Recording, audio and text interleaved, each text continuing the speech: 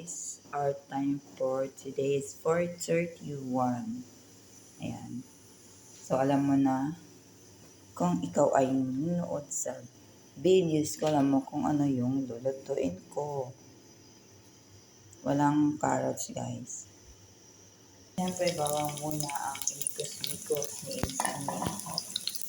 Alam mo, body tayo ngayon. Nobody. Siyempre, alam na natin.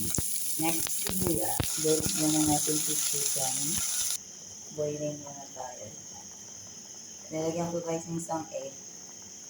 Pero hinugasan muna natin siya. Lagay na natin yung patatas guys. Lagay ko na repolyo guys. Lagyan ko siya ng pinating itlog since nabasag lang din naman.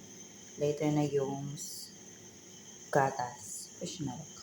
Lagyan ko siya ng ano guys, ng fresh milk. Ayan. So, small fire, fresh milk.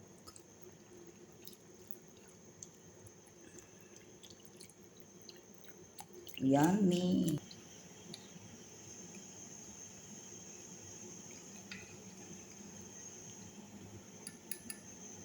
Yung matabang po ako magtimpla, patis at paminta lang. Yan guys. Breakfast for today. Thank you for watching.